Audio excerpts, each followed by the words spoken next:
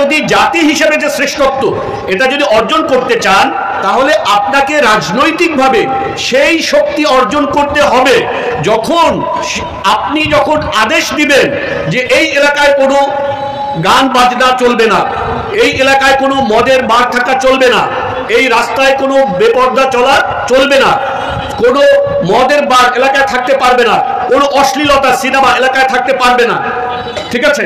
এবং এই ধরনের যে মুনকার অর্থাৎ ইসলামে নিষিদ্ধ যত কাজ আছে, এই নিষিদ্ধ কাজগুলোকে আপনি রাষ্ট্রীয় প্রজ্ঞাপন জারি করার মাধ্যমে যখন এটাকে নিষেধ করার শক্তি অর্জন করতে পারবেন, তখনই হলেন আপনি শ্রেষ্ঠতম উম্মাহ। বুঝতে পেরেছেন? এইটা যতক্ষণ পর্যন্ত না করবেন ততক্ষণ পর্যন্ত আপনি মানবী শ্রেষ্ঠতম উম্মাহ আসলি না। এটা আপনি যে একজনকে বলেন ভাই নামাজ পড়তে আসো, আরেকজনকে বলো যে তুমি এই কাজটা করো না, এটা আপনি করতেছেন আপনার ব্যক্তিগত পর্যায়ে, এর দ্বারা আপনি ব্যক্তিগতভাবে কিছু সওয়াব পেতে পারবেন, কিন্তু জাতি হিসেবে, উম্মাত হিসেবে আপনার যে শ্রেষ্ঠত্বের কথা আল্লাহ তাআলা বলছেন, এই শ্রেষ্ঠত্ব আপনার এই ব্যক্তিগত কথার মাধ্যমে কায়েম হয় না। এটা যদি হতে হয় তাহলে আপনাকে আল্লাহর জমিনে আল্লাহর দ্বীনকে রাজনৈতিকভাবে কায়েম করতে হবে। বুঝতে পেরেছেন? যতক্ষণ পর্যন্ত আল্লাহর দ্বীনকে আল্লাহর জমিনে রাজনৈতিকভাবে কায়েম করা না হবে, যতক্ষণ পর্যন্ত প্রজ্ঞাপন জারি করার মাধ্যমে, সরকারি আদেশ জারি করার মাধ্যমে শরিয়াতের নির্দেশিত সকল কাজকে পালন করার হুকুম জারি করার সক্ষমতা না থাকবে, শরিয়াতে নিষিদ্ধ সকল কাজকে বন্ধ করার ক্ষমতা না থাকবে, ততক্ষণ পর্যন্ত আপনি আমি আসল খৈর উম্মাত, শ্রেষ্ঠতর উম্মাত নই। শুরুরি আনফুসিনা ওয়া মিন সাইয়্যাতি আ'মালিনা মান ইয়াহদিহিল্লাহু ফালা মুদিল্লা লাহু ওয়া মান ইউদ্লিলহু ফালা হাদিয়া লাহু ওয়া আশহাদু আল লা ইলাহা ইল্লাল্লাহু ওয়াহদাহু লা শারীকা লাহু وأشهد أن محمدًا عبده ورسوله أرسله بالحق بشيرا ونذيرا وداعيا إلى الله بإذنه وسراجا منيرا أعوذ بالله من الشيطان الرجيم بسم الله الرحمن الرحيم كنتم خير أمة أخرجت للناس تأمرون بالمعروف وتنهون عن المنكر وتؤمنون بالله ولو آمن أهل الكتاب لكان خيرا لهم منهم المؤمنون وأكثرهم فاسقون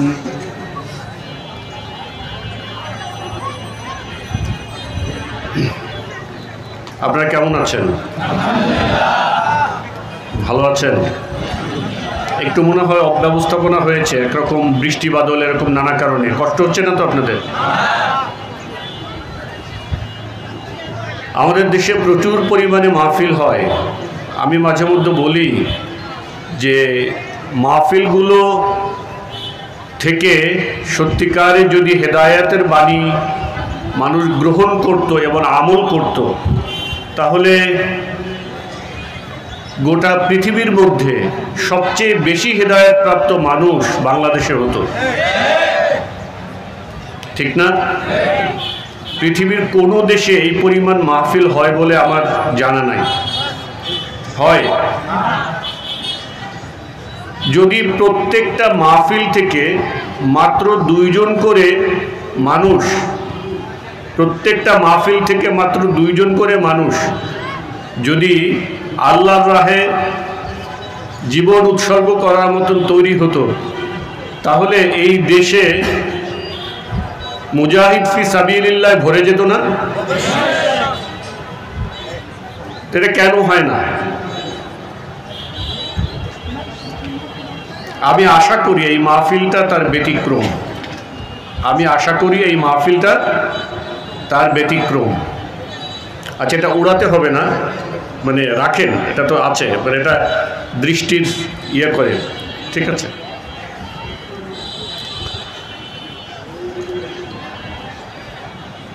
প্রথম যে বিষয়টা দরকার, অধিকাংশ সময় দেখা যায় মাহফিলের সাথে 3 দল লোক থাকে।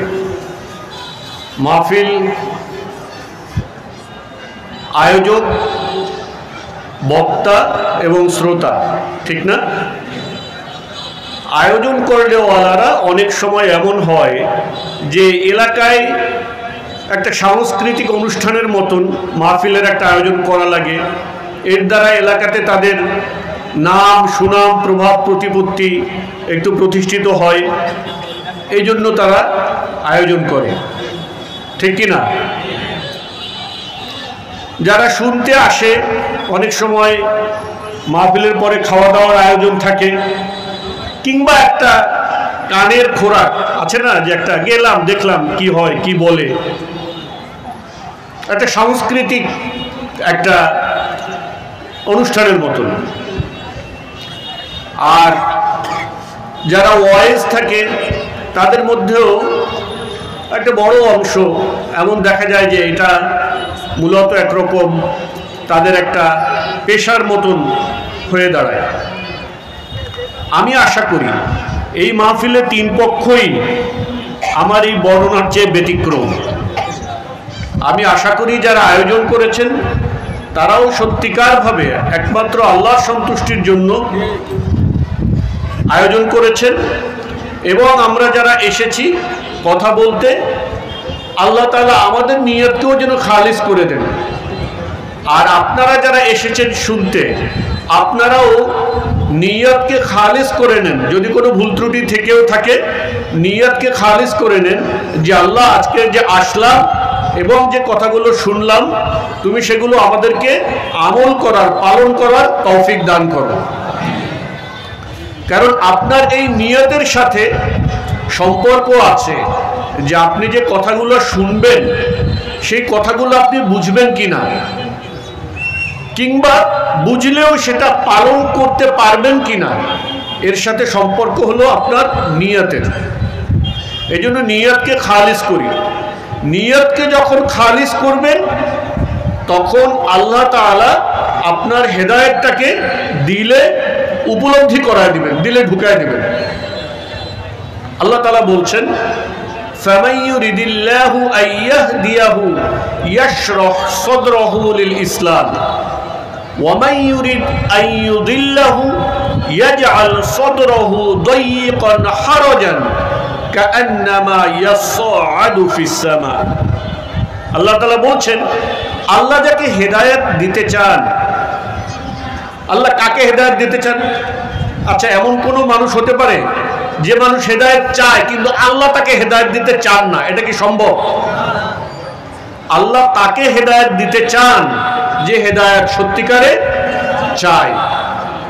তাহলে আল্লাহ যাকে হেদায়েত দিতে চান, আল্লাহ তাআলা বলছেন ইয়াশরাহ সাদরাহু লিল ইসলাম, তার হৃদয়কে ইসলামের জন্য খুলে দেন, হৃদয়কে ইসলামের জন্য খুলে দেন। দেখেন, মক্কার কুরাইশদের, মক্কার সেই সময় বেলাল ছিলেন সবচেয়ে অশিক্ষিত, অবহেলিত, পিছিয়ে পড়া লোকদের অন্তর্ভুক্ত, ঠিক কিনা? আর আবু জাহেল, যিনি পূর্ববর্তী আবুল হেকাম, তিনি ছিলেন ওই সমাজের সবচেয়ে শিক্ষিত, জ্ঞানী, গুণী, প্রভাবশালী লোক, ঠিক না? তাহলে কোন কারণে আল্লাহ রসুলের কথা বেলাল বুঝতে পারলেন কিন্তু আবুল হেকাম, জ্ঞানের পিতা, বুঝতে পারল না? পার্থক্যটা কি? আমাদের সমাজেও দেখবেন যে একজন সাধারণ মানুষ, অশিক্ষিত, কিন্তু দিনের জ্ঞানের আলোয় তার হৃদয় এমনভাবে আলোকিত হয়ে গেছে যে অনেক PhD degree holder, highly educated, Oxford graduated, Cambridge graduated, তাদের হৃদয়ে এই বাণী প্রবেশ করতে পারেনি। কেন? কারণ সে নিয়তকে খালিস করে না, একমাত্র আল্লাহর আল্লাহর কি চায় তুমি আমাকে বুঝিয়ে দাও। আছে না, অনেক সময় আমি কথাটা বুঝতে পারছি না, কিন্তু তার হৃদয়ে আকুতি আছে, আল্লাহ এই ব্যাপারটা আমি বুঝতে পারতেছি না, তুমি আমাকে একটু বুঝায় দাও। এই ব্যাপারটা তাদের নাই, তাদের অন্তরের মধ্যে আছে বক্রতা, অন্তরে আছে বক্রতা। আল্লাহ তাআলা বলছেন ওয়ামাই ইউরিদ আইয়ুদিল্লাহু, আর আল্লাহ যাকে পথভ্রষ্ট করতে চান, কাকে পথভ্রষ্ট করতে চান? যার হৃদয়ে আছে বক্রতা।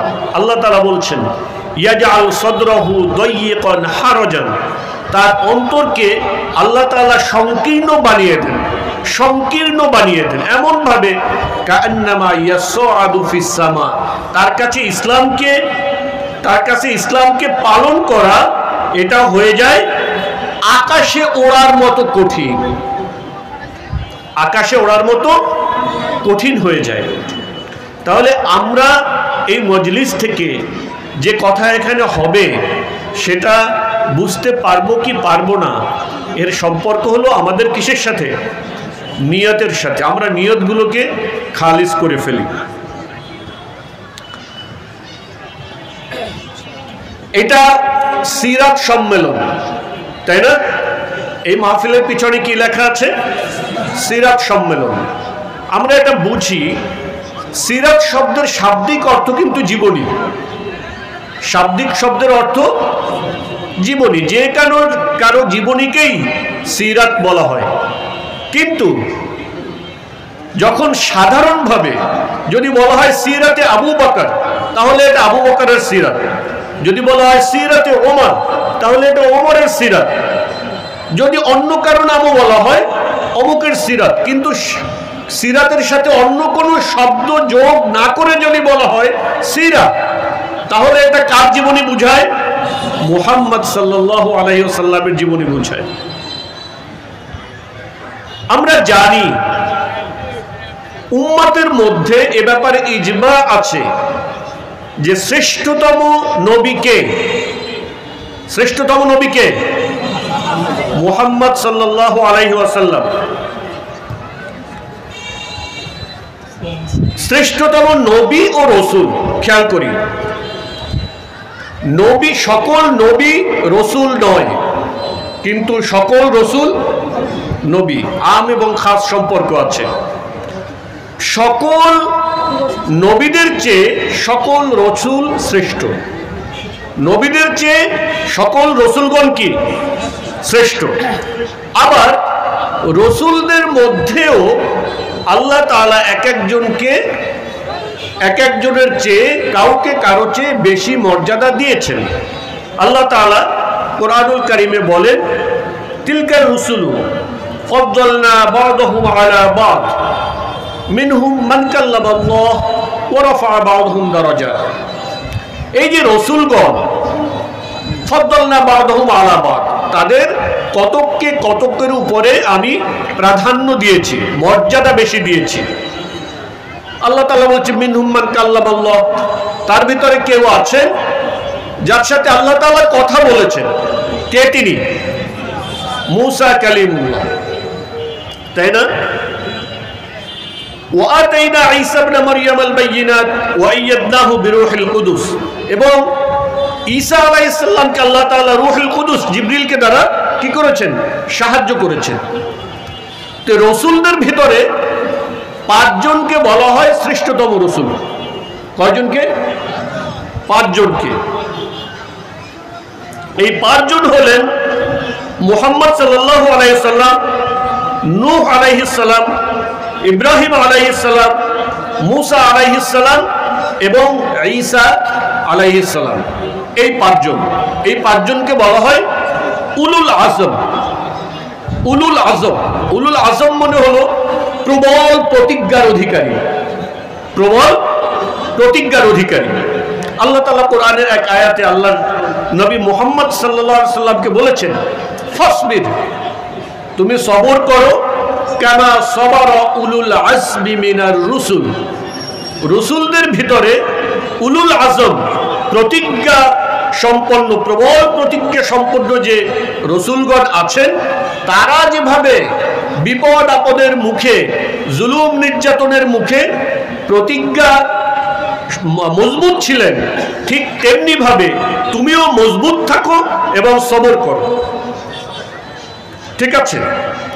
তো উম্মতের ভিতরে ইজমা আছে যে মুহাম্মদ সাল্লাল্লাহু আলাইহি ওয়াসাল্লাম হলেন সকল নবীদের ভিতরে শ্রেষ্ঠতম নবী ও রসুল, সকল রসুলদের ভিতরেও শ্রেষ্ঠতম এবং সকল নবীদের ভিতরেও শ্রেষ্ঠতম নবী ও রসুল। তাহলে নবী মুহাম্মদ সাল্লাল্লাহু আলাইহি ওয়াসাল্লাম যদি শ্রেষ্ঠতম রসুল হন, তাহলে শ্রেষ্ঠতম উম্মাহ কারা? শ্রেষ্ঠতম উম্মত কারা? আপনারা। সত্যি? সুবহানাল্লাহ। আমরা? ওকে, দেখা যাবে একটু পরে। শ্রেষ্ঠতম উম্মাহ আল্লাহ তাআলা বলছেন কুনতুম খায়রা উম্মাহ, তোমরা শ্রেষ্ঠতম জাতি। আচ্ছা, কাউকে যদি কোনো পজিশন বলা হয়, কোনো মর্যাদা দেওয়া হয়, মর্যাদার সাথে সাথে কি আসে বলেন তো? কি আসে? দায়িত্ব আসে। ধরেন কাউকে বলা হলো অমুক দেশের প্রেসিডেন্ট, অমুক ব্যক্তি হলেন দেশের প্রেসিডেন্ট, সাথে সাথে আপনি কি বুঝবেন? উনি এই দেশটাকে কি করে? পরিচালনা করে। রাইট? বুঝতে কষ্ট হচ্ছে আপনাদের? আচ্ছা, আমার সুর টুর নাই, অসুবিধা নাই তো এটা বুঝতে? হ্যাঁ, আচ্ছা। তাহলে যদি কাউকে বলা হয় যে অমুক ব্যক্তি হলেন নরসিংদীর ডিসি, ডিস্ট্রিক্ট কন্ট্রোলার, অমুক ব্যক্তি নরসিংদীর ডিসি, সাথে সাথে আপনি কি মনে করেন? ওনার একটা দায়িত্ব আছে, উনি নরসিংদী ডিস্ট্রিক্টটাকে কি করেন? কন্ট্রোল করেন। রাইট? একজনকে বলা হলো উনি থানার ওসি, অফিসার্স ইনচার্জ, তাহলে আপনি কি বুঝেন? যে ওনার এই থানাটা ওনার নিয়ন্ত্রণে, ওনার কমান্ডে চলে, তাই না? আচ্ছা, এবার বলেন তো, আপনাদেরকে বলা হলো কুনতুম খায়রা উম্মাহ, তোমরা শ্রেষ্ঠ জাতি, তাহলে আপনার কাজ কি? দায়িত্ব কি? কে বলতে পারবে?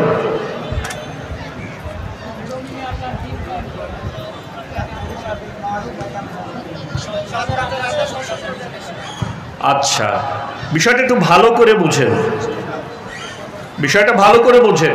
যখনই আপনাকে বলা হলো আপনারা হলেন শ্রেষ্ঠতম উম্মত, শ্রেষ্ঠতম জাতি, তাহলে এর সাথেই অবধারিতভাবে আল্লাহ তাআলা বলছেন উখরিজাত লিন-নাস, তোমাদের আবির্ভাব ঘটানো হয়েছে গোটা মানব জাতির জন্য, গোটা মানব জাতির জন্য। বলছেন আমরা না, আমাদেরকে শুধু বাংলাদেশের জন্য, বাংলাদেশের জন্য শুধু, হ্যাঁ, শুধু মুসলিম বিশ্বের জন্য, ইউরোপের জন্য না, আমেরিকার জন্য না, গোটা পৃথিবীর মানব জাতির জন্য আপনাদেরকে প্রেরণ করা হয়েছে। ঠিক যেভাবে আপনাদের আবির্ভাব ঘটানো হয়েছে, ঠিক যেভাবে আল্লাহ রাসূল সাল্লাল্লাহু আলাইহি সাল্লামকে আল্লাহ তাআলা বলেছেন ওয়া মা আরসালনাকা ইল্লা রাহমাতাল লিল আলামিন, গোটা আলামের জন্য, গোটা পৃথিবীর জন্য যেমন তিনি নবী, হ্যাঁ, রাসূল, সকল মানব জাতির জন্য ঠিক তেমনি তার উম্মত, তার উম্মতের দায়িত্ব গোটা মানব জাতি, গোটা পৃথিবীর সকলেই তাদের দায়িত্বের অন্তর্ভুক্ত। বুঝতে পেরেছি? তাহলে এই মানব জাতির দায়িত্ব নিয়ে আপনি এখন কি করবেন? আপনার কাজটা কি? আল্লাহ তাআলা বলছেন তা'মুরুনা বিল মারুফ ওয়া তানহাউনা আনিল মুনকার ওয়া তু'মিনুনা বিল্লাহ। আচ্ছা, ঈমান আগে, মাওলানা আব্দুল মালিক সাহেবের একটা বই আছে, আপনারা অনেকে নাম জানেন, ঈমান সবার আগে, ঈমান সবার আগে। আচ্ছা, ঈমান তো সবার আগে, ঈমান ছাড়া কেউ যদি আমল করে তার এই আমলে কোনো কাজ আছে? কোনো ফজিলত আছে? ঈমান নাই কিন্তু অনেক নেক কাজ করছে, সে কি আখিরাতে মুক্তি পাবে? পাবে না। তাহলে দেখেন, এখানে আল্লাহ তাআলা আমরা যেভাবে বুঝি আল্লাহ তাআলা বলছেন কুনতুম খায়রা উম্মাত উখরিজাত লিন-নাস তা'মুরুনা বিল মা'রুফ ওয়া তানহাউনা আনিল মুনকার ওয়া তু'মিনুনা বিল্লাহ। তো ঈমান যদি আগে হয় তাহলে এখানে তো এইভাবে হওয়ার কথা যে কুনতুম খায়রা উম্মাত উখরিজাত লিন-নাস তু'মিনুনা বিল মা'রুফ তু'মিনুনা বিল্লাহ ওয়া তা'মুরুনা বিল মা'রুফ ওয়া তানহাউনা আনিল মুনকার। ঈমান যে সবার আগে এটা একটা ডিফল্ট ব্যাপার, এটা একটা ডিফল্ট ব্যাপার। অসংখ্য আয়াত, অসংখ্য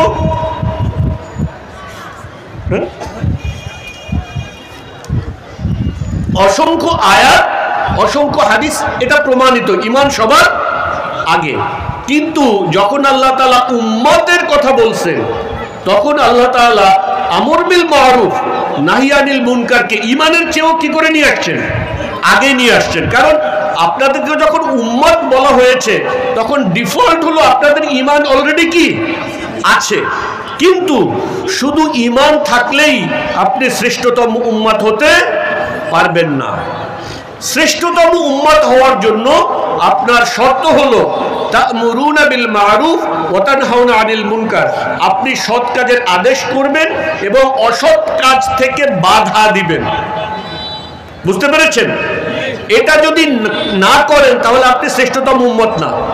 এখন আদেশ কাকে বলে, নিষেধ কাকে বলে, এটা একটু বোঝার ব্যাপার আছে। আমরা অনেক সময় মনে করি যে মসজিদে গেলাম, অন্য জায়গাতে গেলাম, মানুষকে আল্লাহর পথে ডাকলাম, ভাই আপনারা দিনের পথে আসেন, নামাজের পথে আসেন, ঠিক আছে? আমরা মনে করি এটা আমরা সৎ কাজের আদেশ করতেছি, মনে করি না? একজন মানুষ ধরেন সিগারেট খাইতেছে বা ধরেন হারাম গান বাজনা করতেছে, আপনি যা বললেন ভাই গান বাজনা করেন না, ভাই গান বাজনা করেন না, তা আপনি মনে করতেছেন আপনি অসৎ কাজের নিষেধ করতেছেন, অসৎ কাজ থেকে বাধা দিচ্ছেন, ঠিক না? আমরা এরকম ভাবে বুঝি না? কিন্তু এই বুঝটা অসম্পূর্ণ, এই বুঝটা অসম্পূর্ণ। কিভাবে অসম্পূর্ণ খেয়াল করে বুঝেন। আমরা আরেকটা উদাহরণ দিয়ে আসি, তাহলে বুঝতে সহজ হবে। শহীদের কথা আমরা শুনি না? শহীদ আমরা অনেক সময় এরকম শুনি না যে আগুনে পুড়ে মারা গেলে শহীদ, তারপরে আপনার পানিতে ডুবে মারা গেলে শহীদ, এরকম শহীদের বর্ণনা আছে না? আছে। এরাও তো শহীদ, কিন্তু এই শহীদের আবার জানাজাও হয়, গোসলও হয়, ঠিক কি না?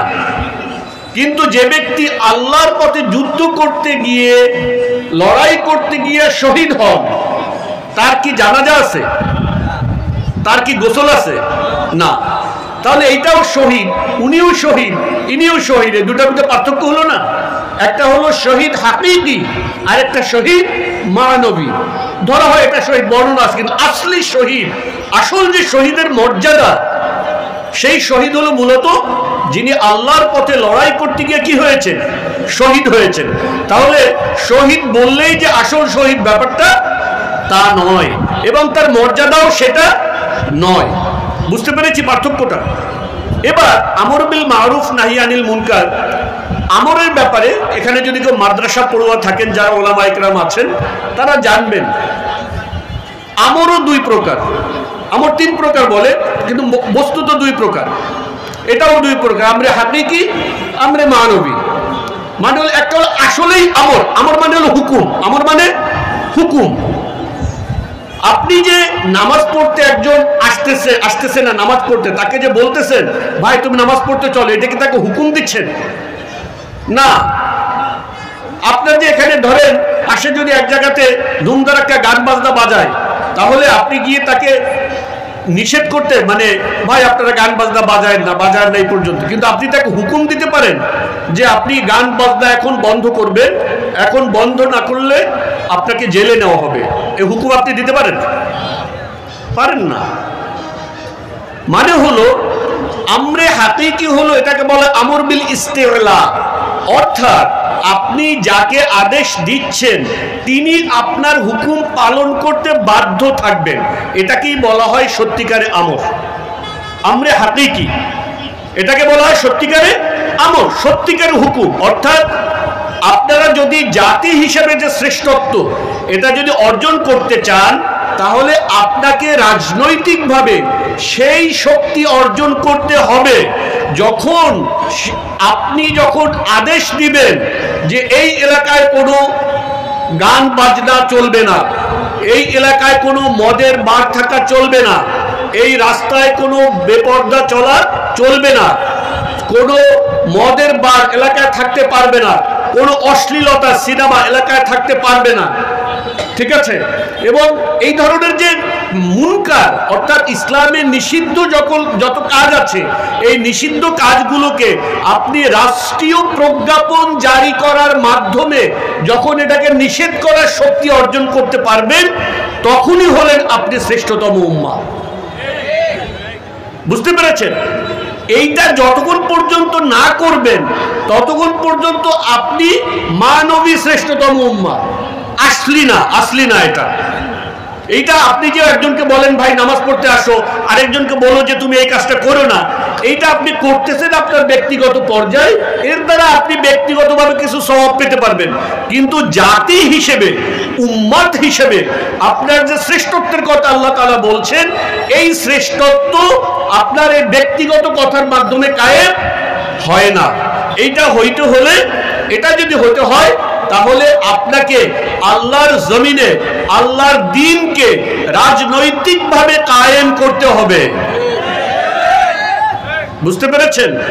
যতক্ষণ পর্যন্ত আল্লাহর দ্বীনকে আল্লাহর জমিনে রাজনৈতিকভাবে কায়েম করা না হবে, যতক্ষণ পর্যন্ত প্রজ্ঞাপন জারি করার মাধ্যমে, সরকারি আদেশ জারি করার মাধ্যমে শরিয়াতের নির্দেশিত সকল কাজকে পালন করার হুকুম জারি করার সক্ষমতা না থাকবে, শরিয়াতে নিষিদ্ধ সকল কাজকে বন্ধ করার ক্ষমতা না থাকবে, ততক্ষণ পর্যন্ত আপনি আমি আসল খৈর উম্মত, শ্রেষ্ঠতর উম্মত নই। বুঝতে পেরেছেন? আরেকটা উদাহরণ নেন। ধরেন আমরা অনেক সময় জানি না যে ধরেন পলিথিন ব্যান করা, জিনিসটা আরো বোঝায় নেই, ভালো করে বুঝতে পারেন যেন। পলিথিন সমাজের জন্য খারাপ, ঠিক না? আপনার ভূমির উর্বরতা নষ্ট করে দেয়, আপনার সিওয়ারেজ লাইন বন্ধ করে দেয়। এটা ব্যবহার করা খুব খারাপ, কারণ এটা নষ্ট হয় না, এটা পচে না, গলে না, মাটির সাথে মিশে যায় না। এটা দেশ, সমাজ, রাষ্ট্রের জন্য সর্বতোভাবে ক্ষতিকর।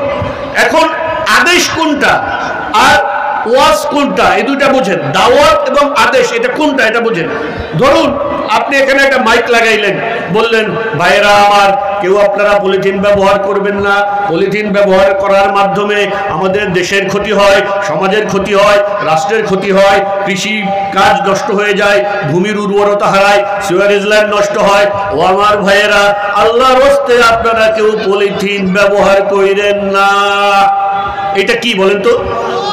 এটা ওয়াজ, এটা দাওয়াত। এটা ওয়াজ, এটা দাওয়াত। আমর কোনটা?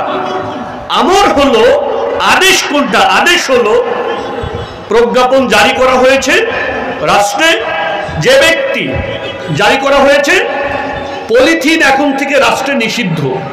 যে ব্যক্তি পলিথিন উৎপাদন করবে তার এত বছরের জেল, এত টাকা জরিমানা। যে ব্যক্তি পলিথিন বিক্রি করবে তার এত টাকা জেল, এত টাকা জরিমানা। যে ব্যক্তি পলিথিন বহন করবে তার এত টাকা, এত বছর জেল, এত টাকা জরিমানা। এটা হলো আদেশ, এটা হলো আদেশ।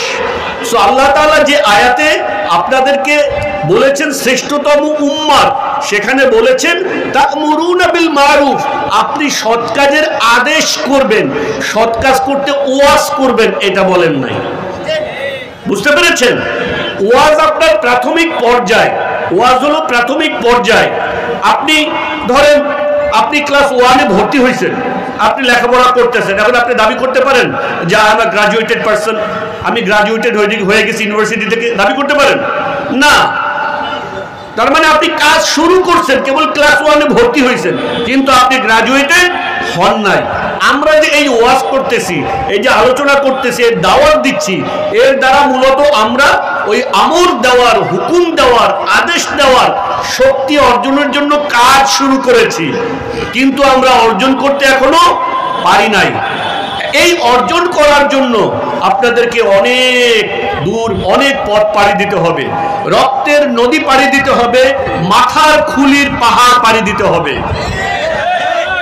রক্তের নদী পাড়ি দিতে হবে, মাথার খুলির পাহাড় পাড়ি দিতে হবে যদি আপনারা আল্লাহর জমিনে আল্লাহর দ্বীনকে কায়েম করতে চান এবং আপনারা শ্রেষ্ঠতম নবীর শ্রেষ্ঠতম উম্মত হিসেবে নিজেদের মর্যাদা ও গৌরব অর্জন করতে চান। আপনারা কি এটা করার জন্য যে ত্যাগ, যে তিতিক্ষা আপনারা করতে হবে, সেটা করার জন্য কি আপনারা রাজি আছেন? কে কে রাজি আছেন? আল্লাহ তাআলা এই সকল হাতগুলোকে তুমি কবুল করে নাও। আল্লাহ তুমি সকল হাতগুলোকে কবুল করে নাও। আমাদের রক্ত তুমি কবুল করে নাও, আমাদের মাংস তুমি কবুল করে নাও, আমাদের জান তুমি কবুল করে নাও, আমাদের সন্তান সন্ততি পরিবার পরিজন সবকিছুকে তুমি কবুল করে নাও তোমার দ্বীনের জন্য। আল্লাহ তাআলা আমাদের সকলে কবুল করুন। ওয়া আখিরু দাওয়ানা আনিল হামদুলিল্লাহি রাব্বিল আলামিন। আসসালামু আলাইকুম ওয়া রাহমাতুল্লাহি ওয়া বারাকাতুহু।